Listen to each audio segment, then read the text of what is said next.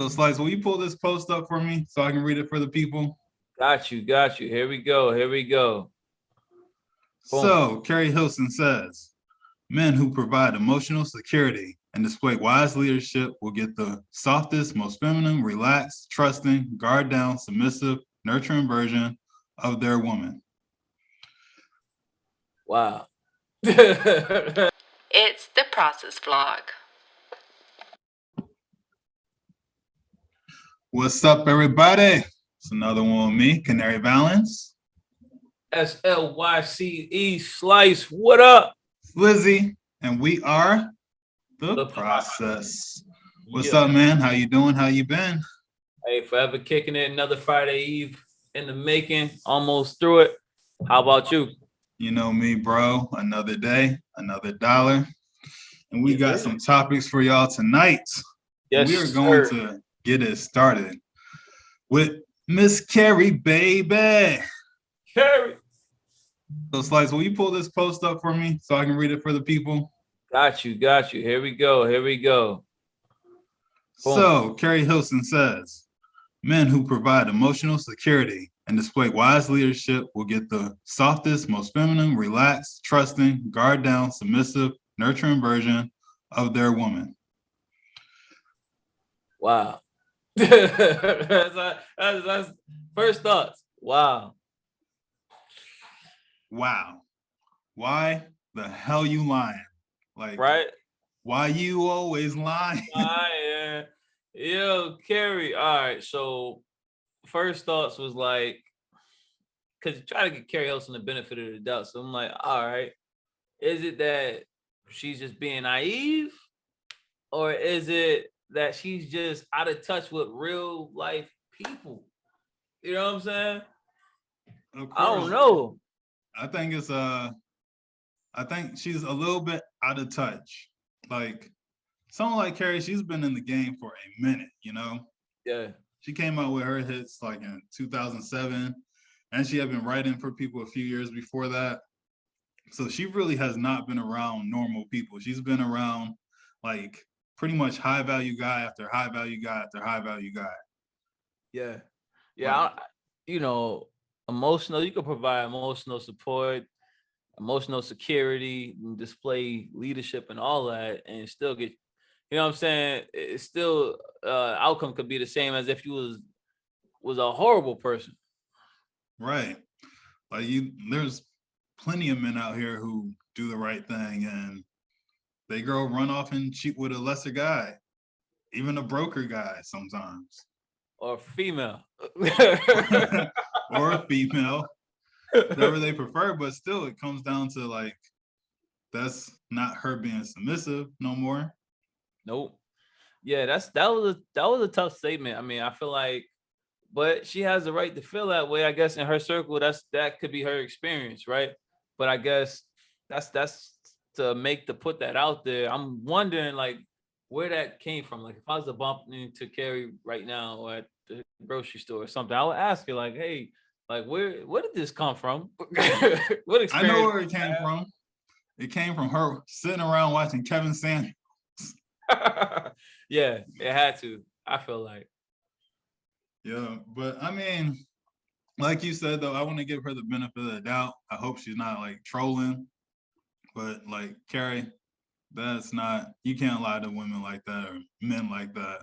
No, don't do that. Don't put out that false hope. You're gonna get somebody feelings hurt real quick. For real. And moving on to some sports drama. Yeah, man. We got Ostapenko and Tomjanovic had some heated words for each other on the court. Yeah, that was funny to see. Not funny, but interesting to see some drama on the court, especially on the tennis court. I'm used to seeing drama on the football field, drama on the basketball court, different things like that, boxing, whatever, but not on the tennis court, man. It was interesting because to see how Ostapenko, hopefully I'm saying her name right.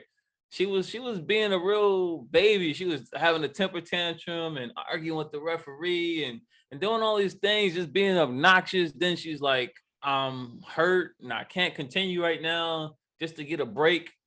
And it's just like I feel like Serena did that, boy, she'd be first thing you see on ESPN. Oh, they would have played that for like weeks. Like they would not have let up on Venus or Serena if they had been on the court talking, ooh, ow, I think I got a gas bubble. Like that was never gonna work for them. No, and it's I know a lot of times on here we talk about the double standard and different things, but it has to be said. It has to be said, man. It's not the same. It's not. It has to be the same across the board, and they just kind of swept that under the rug. Like this should be front page sport news. Oh yeah, yeah. People aren't hearing about this, but we're going to report it to you guys to let y'all know there are some ratchets in tennis right now. Sure is. Didn't know, now you know. That's funny though, man. I like how at the end, Tomljanovic has said, I think you're faking it. Yeah, she called her out. And that's what I liked about that. Like she straight called her out. She was like, she's clearly faking it. She's clearly faking it. Like, and she told it to the what you call it, referee and to her face. Like she let it be known. And so they clearly don't like each other. And I'm curious to see if this turns into like an ongoing rivalry, like throughout the years, whenever they face each other again, or if they do, like how that's gonna play out. Even the announcer said, hopefully they don't see each other in the locker room. Right. And Ostapenko, you did all that and you still lost, miss. Still lost. So you get fired on your day off. You, Ostapenko, look like a douche. Donkey of the day. Right? And moving on. Now, this is something that got me excited when I heard it. And you've heard it too. We got that versus coming up August 3rd up in New York. We have the Locks versus Dipset. Yeah. How you feeling about this one, man? Oh man, I'm excited for different reasons. So I'm excited just to see these personalities, just because they're two groups that I grew up on. We grew up on it like a lot and things like that. Now, in a sense of verses wise, like actual your song versus my song, I wouldn't have put them two together, man. I wouldn't have put them two together. Yeah, it's an odd matchup, but I think it's because they've probably been cool with each other over the years.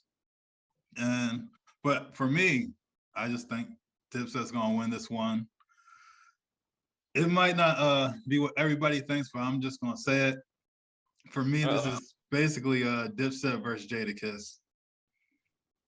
Yeah, I wasn't gonna say it either. I just gotta give the reality, man. Yeah, Styles got a couple joints. It's he's like gonna this. He's gonna play I Get High. Yeah, and BMF. And BMF. And this is a discussion I was actually having with my brother the other day.